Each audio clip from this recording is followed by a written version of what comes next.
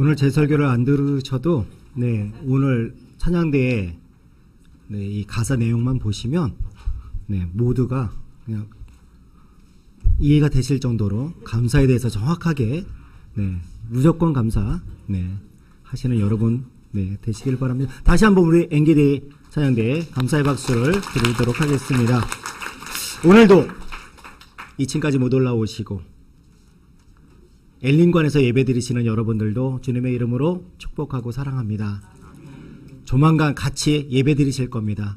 소망을 가지시고 감사함으로 예배드리시기를 바랍니다. 자, 잠시 불을 끄도록 하겠습니다. 점등식을 잠깐 하도록 하겠습니다. 성탄트리 점등식을 금요일 했어야 되는데 못해서 더 많은 분들을 모시고 하고자 이 아침에 합니다. 자, 하나 둘 셋 하면 하나님께 영광에 또 감사의 박수를 올려드리며 돈을 키도록 하겠습니다. 하나 둘 셋.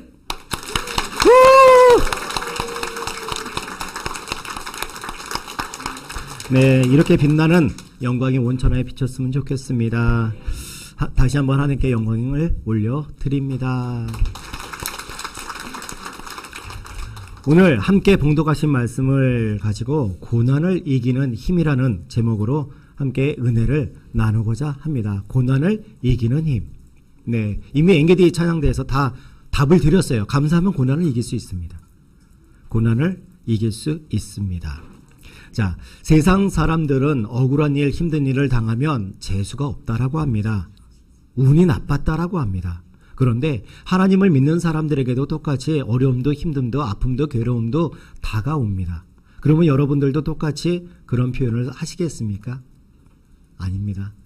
여러분들은 이 모든 것과 다르게 이것을 이겨나가야 합니다. 삶의 환난이 다가올 때 우리는 어떻게 해야 할까요? 그 과정이 비록 힘들고 어렵지만 어떻게 헤쳐나가야 하는지에 대해서 요셉의 모습을 보면서 답을 얻어보고자 합니다. 첫 번째는 삶의 환난이 다가올 때입니다. 삶의 환난이 다가올 때 우리는 삶의 환난이 다가오는 것을 거부합니다. 싫어합니다. 누구나 원치 않습니다. 그러나 원치 않는다라고 이 모든 것이 다가오지 않는 것이 아닙니다. 요셉은 꿈꾸는 소년이었습니다. 그가 17살에 꿈을 꾸고 장차 큰 인물이 될 것에 대해서 그는 믿음이 마음에 생각에 영혼에 확 들어왔습니다.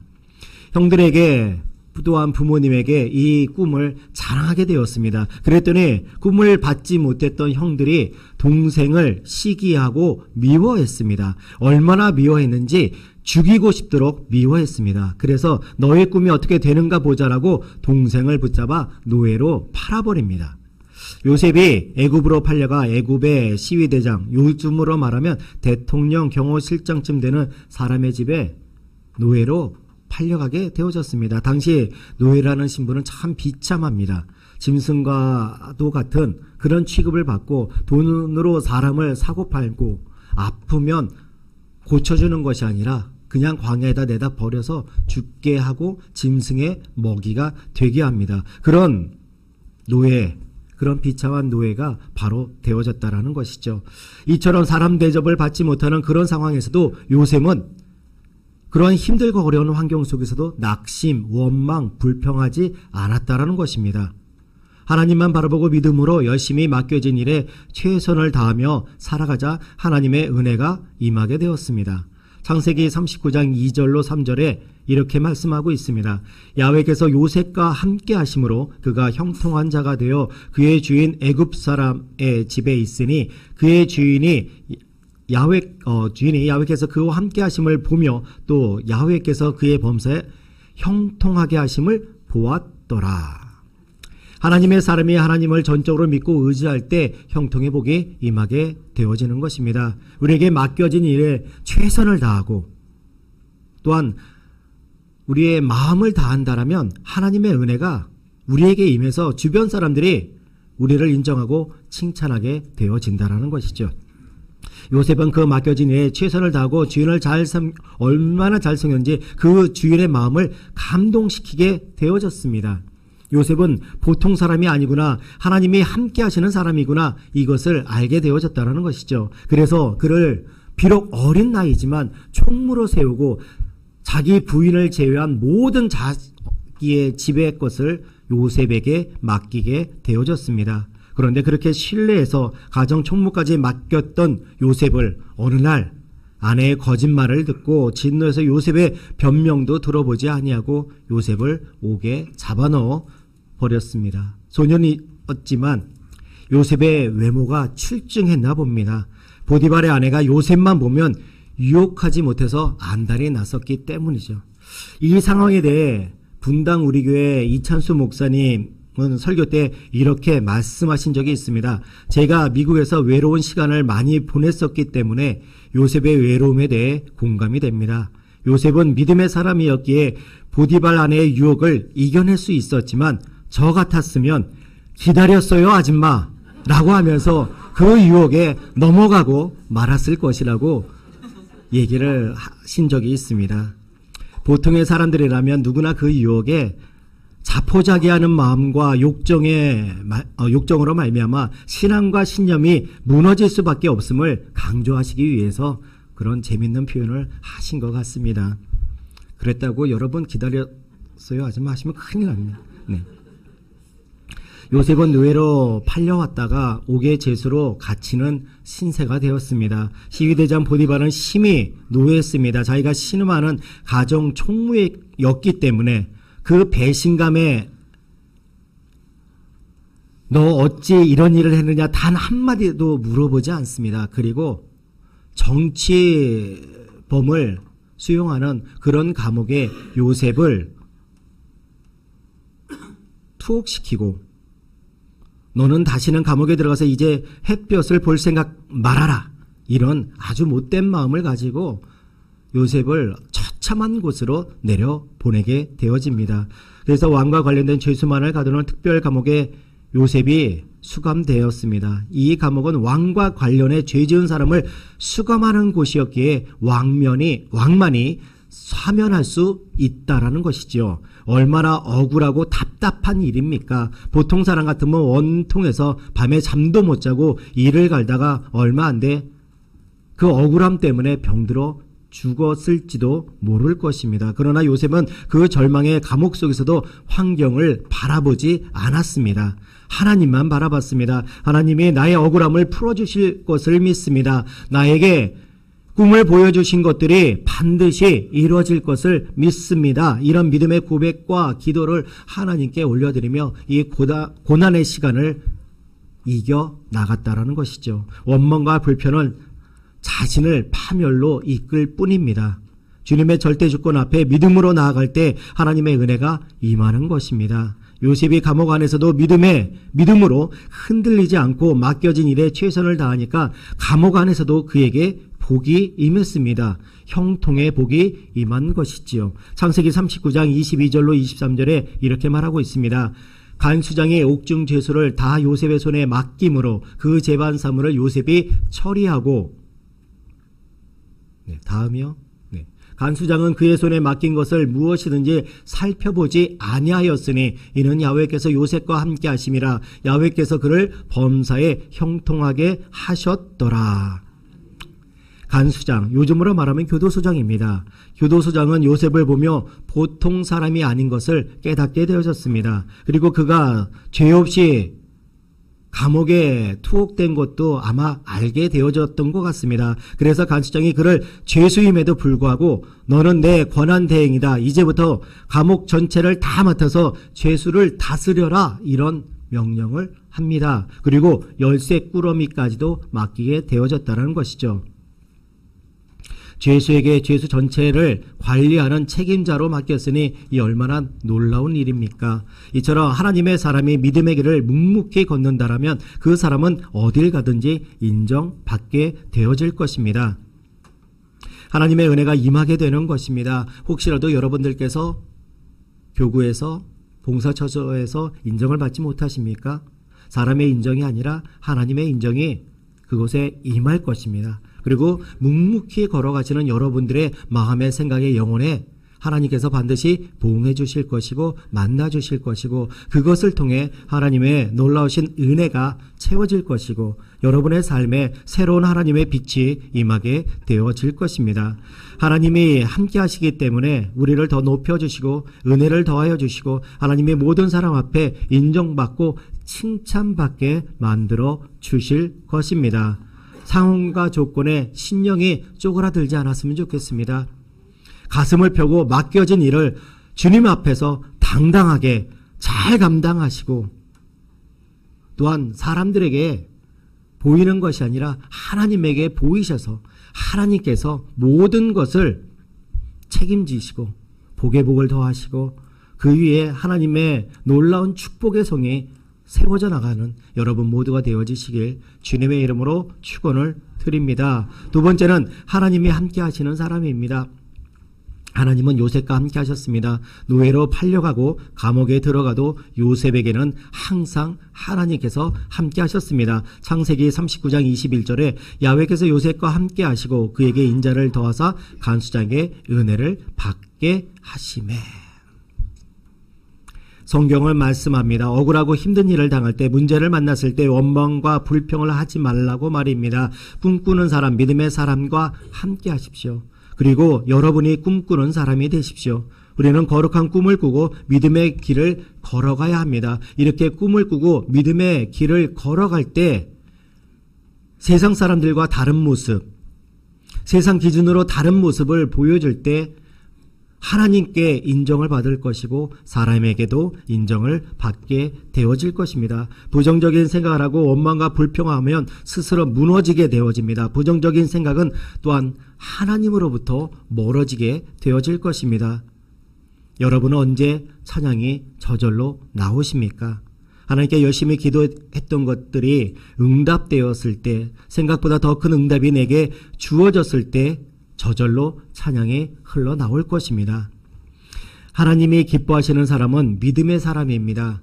응답 때문에, 조건 때문에 기뻐하고 찬양이 흘러나오는 것이 아니라 하나님 때문에 기뻐하고 하나님이 나를 변화시켜 주실 것을 믿는 믿음 때문에 찬양을 부를 수 있는 그 사람을 하나님께서는 기뻐하신다라는 것이죠. 히브리서 11장 6절에 이렇게 말씀하십니다. 믿음이 없이는 하나님을 기쁘시게 하지 못하나니 하나님께 나아가는 자는 반드시 그가 계신 것과 또한 그가 자기를 찾는 자들에게 상 주시는 이심을 믿어야 할지니라.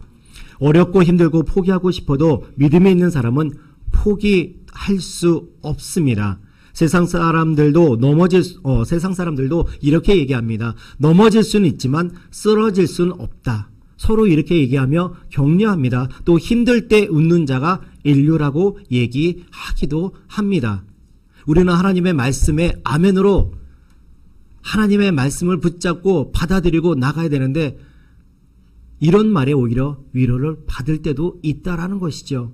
너무나 힘들고 지치고 어려워서 하나님의 것이 아닌 것에서라도 무엇인가 내게 도움이 될 만한 것을 받기를 원하기 때문이지요. 그러나 우리 하나님을 믿는 사람들 잠시의 실망과 낙심이 있을 수는 있을 것입니다. 하지만 믿음이 우리를 낙심과 실망의 자리에 가만 놔두지 않을 것입니다. 하나님을 믿는 믿음으로 우리를 그 자리에서 박차고 일어나게 해 주실 것입니다. 그렇기 때문에 믿음이 있는 사람들은 언제나 찬양을 하나님께 드릴 수밖에 없을 것입니다. 지난주에 감사와 찬양은 어원이 같다라고 말씀을 드렸습니다. 찬양이 나오는 사람은 하나님께 모든 일에 감사의 제사를 드릴 수 있게 되어진다라는 것이지요.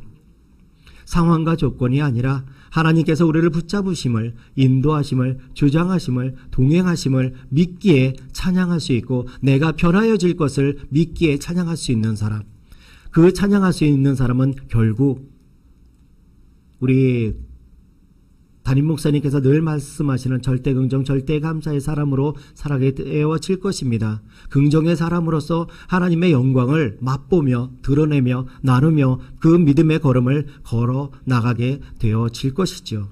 그래서 성경은 이렇게 우리에게 권면합니다. 데살로니가전서 5장 18절 범사에 감사하라. 이것이 그리스도 예수 안에서 너희를 향하신 하나님의 뜻이니라. 무슨 일을 만나든지 감사하라라고 성경은 우리에게 말씀하고 있습니다. 좋은 일을 만나면 좋아서 감사하고 어려운 일을 만나면 이것이 잘 될 것으로 변해질 것을 믿기에 감사하라라고 우리 조용기 목사님께서 늘 가르쳐 주셨습니다. 우리에게는 이 믿음이 있습니다. 좋은 것은, 잘된 것은 앞으로도 잘 될 것이기에 감사해야 합니다. 그리고 지금 잠시 안 되고 힘들고 어려운 것은 반드시 잘 되고 형통케 되어지고 굳건해지고 풍성케 되어질 것이기에 감사하는 여러분 모두가 되어지시길 주님의 이름으로 축원을 드립니다. 하나님께서 우리를 창조하신 목적에 대해 분명하게 기록하셨습니다. 이사야 43장 21절에 이 백성은 내가 나를 위하여 지었나니 나를 찬송하게 하려 함이니라. 조금 바꿔보도록 하겠습니다. 이 백성은 나를 위하여 지었나니 나에게 감사하게 하려 함이니라. 감사와 찬양은 어원이 같다라고 말씀드렸습니다. 찬송을 하나님께 부르도록 우리를 만들었다는 것은 우리로 하나님께 감사를 올려드리도록 우리를 만드셨다는 것도 같은 의미입니다. 그러기에 우리는 이 11월 한 달 동안 계속해서 감사에 대해서 설교를 하고 있습니다. 감사로 하나님께 나가야 합니다. 감사로 주님을 만나야 합니다. 감사로 주님을 만날 때 우리의 심령이, 우리의 생활이, 우리의 삶의 터전이 새로워지게 되어질 것이고, 내가 그동안 보지 못했던 것, 그동안 느끼지 못했던 것, 그동안 감사할 조건을 찾지 못했던 모든 것들을 찾게 되어질 것입니다. 하나님께서 우리에게 명령하시고 원하시는 것부터 행하신다면 우리의 삶에 갚아주시고 채워주시고 누리게 하시는 풍성과 만족의 복이 반드시 차고 넘치게 되어질 것입니다. 우리에게 문제가 많고 어려움이 많은 것은 아직도 내가 감사하지 못하고, 아직도 내가 다듬어지지 못하고, 아직도 내 고집이 세고, 아직도 내가 내 뜻대로 하려고 하는 내가 있기 때문입니다. 나를 훈련시키는 하나님의 과정임을 잊지 마십시오. 힘들고 어려움이 있습니까? 나를 내려놓는, 내가를 내려놓는, 그래서 하나님을 바라보고 감사하는 우리가 되어진다라면 하나님께서는 우리의 삶에 놀라운 축복으로 채워주시고 또한 그것을 누리게 해 주실 것입니다. 이렇게 깨어지고 낮아지고 감사가 넘쳐나면 요셉처럼 위대한 하나님의 사람으로 쓰임 받게 될 것입니다. 여러분, 선택은 우리의 것입니다. 내가 감사하며 살 것이냐, 원망하며 불평하며 살 것이냐, 이것에 따라서 삶의 결과가 달라질 것입니다. 형통의 길로 갈 것이냐, 파멸의 길로 갈 것이냐, 그것은 여러분의, 우리의 선택에 달려있다라는 것이죠. 오늘 이후로 하늘나라 가실 때까지 찬양과 감사로 늘 하나님의 축복을 받으시는 삶을 사시기를 주님의 이름으로 축원을 드립니다. 세 번째로 우리에게 주어지는 하나님의 축복에 대해서 살펴보도록 하겠습니다. 성경은 하나님의 사람에게 임하는 축복에 대해서 그 뒤에 이와 같이 설명합니다. 창세기 39장 23절에 간수장은 그의 손에 맡긴 것을 무엇이든지 살펴보지 아니하였으니 이는 야훼께서 요셉과 함께 하심이라. 야훼께서 그를 범사에 형통하게 하셨더라. 하나님이 범사에 요셉을 형통하게 하셨습니다. 모든 사람이 절망하고 좌절할 수밖에 없는 그 절망의 감옥에서 그는 형통하게 되었다라는 것이죠. 그러나 이 얼마나 모순적인 얘기입니까? 사람들이 거기로 가면 이제 우리의 인생이 끝났다라고 할 정도로 그런 좌절의 자리입니다. 다시는 햇볕을 볼 수 없는 자리, 다시 왕이 복권시켜주지 않으면 감옥에서 나올 수 없는 그 자리에 떨어졌음에도 불구하고 하나님 앞에 긍정의 믿음으로 나갔기 때문에 형통하다라고 얘기하는 것인데요. 여러분들 잘 생각해 보시기 바랍니다. 한번 그려보시기 바랍니다. 여러분들이 그 감옥의 자리에 앉아 계신다라면, 절대로 그런 일이 없으셔야 되겠지만 그 자리에 앉아 계신다라면 감사하실 수 있을까요?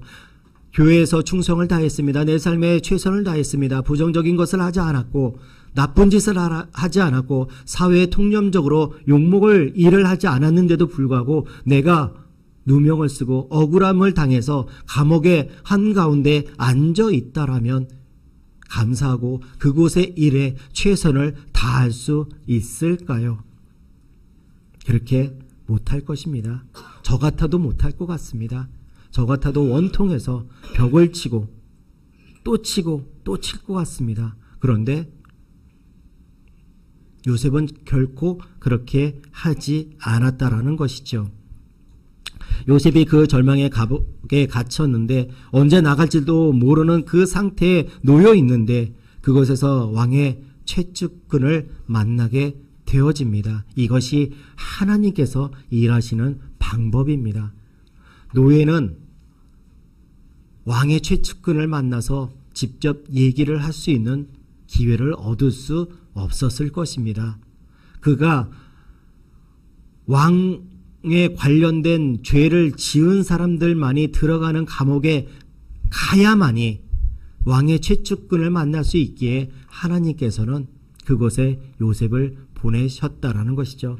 아무도 찾아오지 않는 절망의 감옥에 하나님께서 사람을 보내신 것입니다. 문제 해결자를 보내주신 것이지요. 하나님의 역사인 것입니다. 12대장 보디발은 너는 영원히 거기서 나오지 말라라고 그곳에 보냈지만 하나님은 그것을 통해서 오히려 요셉이 나아갈 최선의 길을 예비하시고 계셨던 것입니다.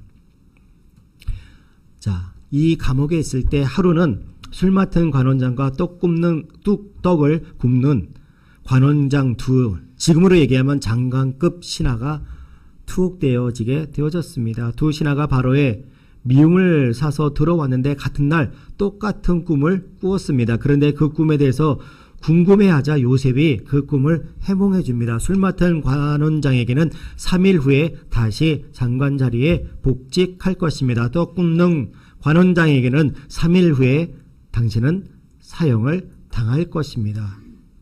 이렇게 꿈을 해몽해 줬는데 바로 3일 후에 이 해몽해 준 것들이 이루어지게 되어졌습니다. 그러니까 이 술 맡은 관원장이 아이고 내가 풀려나면 내가 매일 바로 왕이 섬기는 위치에 있으니 당신이 죄 없이 들어왔다고 얘기해서 당신을 풀려나게 해주겠다라고 얘기하고 나갔을 것입니다. 그러나 감옥에서 풀려나니 요셉과의 약속을 잊어버리게 되어집니다. 자기가 풀려나면 바로에게 요셉에 대해 얘기해서 그 자리에서 풀려나게 해주겠다라고 했지만 나오는 순간 잊어버리게 되어졌다는 것이죠.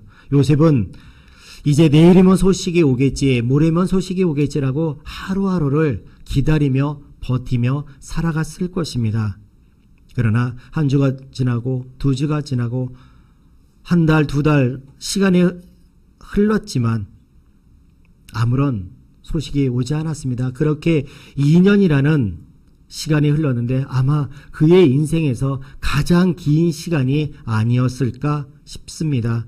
이게 사람의 마음입니다. 여러분, 사람을 너무 믿거나 의지하지 마십시오. 하나님만 믿고 의지하시기를 바랍니다. 사람은 자기가 한 말에 대해서 책임을 지지 않습니다. 하지만 하나님께서 말씀하신 것에 책임을 지십니다. 하나님께서는 우리를 분명하게 아신다라고 말씀하셨습니다. 하나님께서 아신다라고 하신 것은 알고 끝나는 정보가 아니라 책임지겠다라는 의미가 들어있다는 거 여러분에게 말씀드린 적이 있습니다. 하나님께서 우리를 아시는 것, 우리를 책임지고 계신다라는 것입니다.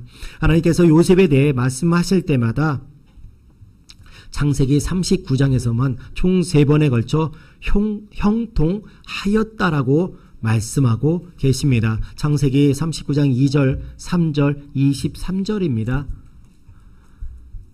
여러분, 창세기 39장은 요셉에게 있어서 가장 힘든 일이 반복해서 일어나는 그런 장입니다. 그런데도 불구하고 하나님께서는 요셉이 형통했다라고 기록하고 있습니다. 우리는 형통했다라고 하면 어떤 것들이 떠오르십니까?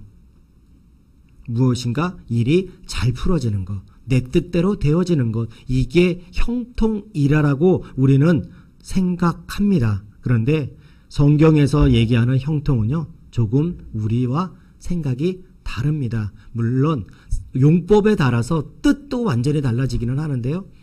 여기 창세기 39장에서 기록되어진 그 원뜻은요, 형통하게 하다, 성공적인 결과에 이르게 하다, 성공을 이루거나 보이다라서 요셉의 입장에서 이것이 이루어지거나 내가 노력해서 한 것이 아니라 하나님께서 해 주셨기 때문에 이런 것들이 이루어졌다는 뜻입니다. 결국 이 형통은 요셉이 주인공이 아니라, 요셉의 노력에 의한 것이 아니라 하나님이 주인공이고 하나님이 함께해 주셨다라는 것을 얘기하고 있습니다. 그래서 그 형통 앞에 조건들이 항상 달리는 것이 하나님께서 함께 하심으로 요셉이 형통하였더라, 이렇게 됩니다. 하나님이 함께 하실 때 우리의 일은 풀어질 것입니다. 우리의 길은 열어질 것입니다. 우리의 뜻이 하나님의 뜻과 맞는다라면 하나님께서 그 뜻을 반드시 응답해 주셔서 새로운 길들이 날마다 펼쳐지는 그 삶을 살게 해 주신다라는 것이죠. 하나님께서는 예정하신 대로, 예비하신 대로 또 2년 후에 왕에게 꿈을 주십니다. 그 꿈을 그 누구도 해석하지 못하자 그때서야 요셉이 생각이 납니다. 그리고 그를 불러 바로에게 소개를 하게 되어집니다. 창세기 41장 14절로 16절입니다. 이에 바로가 사람을 보내어 요셉을 부르매 그들이 급히 그를 옥에서 내놓은지라. 요셉이 곧 수염을 깎고 그의 옷을 갈아입고 바로에게 들어가니 바로가 요셉에게 이르되 내가 한 꿈을 꾸었으나 그것을 해석하는 자가 없더니 들은즉 너는 꿈을 들으면 능히 푼다 하더라. 요셉이 바로에게 대답하여 이르되 내가 아니라 하나님께서 바로에게 편안한 대답을 하시리이다. 꿈의 내용은 다 아시죠? 7년 풍년, 7년 환란. 네, 이것에 대해서 해몽을 해줍니다. 그리고 7년 동안 그렇게 풍년이 들었을 때 왕은 이렇게 하십시오라고 권면을 합니다. 그리고 그렇게 7년 동안 준비를 하고 7년 흉년이 다가왔을 때 그 쌀들을 팔아 곡간을 오히려 분리라고 합니다. 그리고 토지세를 여기서 최초로, 전체 기록 중에 여기가 최초입니다. 네. 토지세를 받아서 그 비용을 마련하라고까지 얘기를 해줍니다. 이런 요셉의 모습을 보고 바로는 요즘 표현대로 리스펙, 네, 존경을 하게 됩니다. 감동을 받습니다. 그리고 그를 죄수의 신분에서 하루아침에 바로 그 자리에서 국무총리로 임명하게 되어집니다. 참고 인내하고 견디고 묵묵히 낙심하거나 좌절하거나 원망하거나 불평하지 않고 믿음의 길을 걸어나가니 하나님께서 하나님의 때에, 그리고 모든 것이 다 채워졌을 때 바꿔주시고 응답해 주셨다라는 거죠. 요셉의 인생 초년일 때 14년 동안 극도의 배신과 억울함과 어려움을 겪었지만 30세부터 110세에 소천할 때까지 그의 인생에서 단 한 번도 하나님께서 낮추지 않으셨습니다. 어떤 고난이 닥쳐도, 어떤 어려움이 닥쳐와도 주님만 믿고 의지하고 나가면 고난이 변하여 축복이 될 것입니다. 그리고 불평하지 않고 실망하지 말고 끝까지 믿음으로 하나님께 나가셔서 요셉처럼 하나님께서 이루어주시는 형통을 받아 누리시는 여러분 모두가 되어지시길 주님의 이름으로 축원을 드립니다. 우리는 형통해야 합니다. 문제를 만나도 형통해야 합니다. 어려움을 당해도 형통해야 합니다. 문제와 어려움은 우리를 넘어뜨리고 쓰러뜨리고 죽이지 못합니다. 잠시 넘어진다 할지라도 하나님께서 우리와 함께 하심으로 우리는 일어설 수밖에 없습니다. 하나님께서 우리와 함께 하심으로 형통할 수밖에 없습니다. 내 노력과 내 능력이 아닌 하나님께서 해주시는 그 형통함의 복으로 우리는 나아가게 되어지실 것입니다. 여러분 모두가 이 축복을 받아 누리시길 주님의 이름으로 축원을 드립니다. 기도하시겠습니다.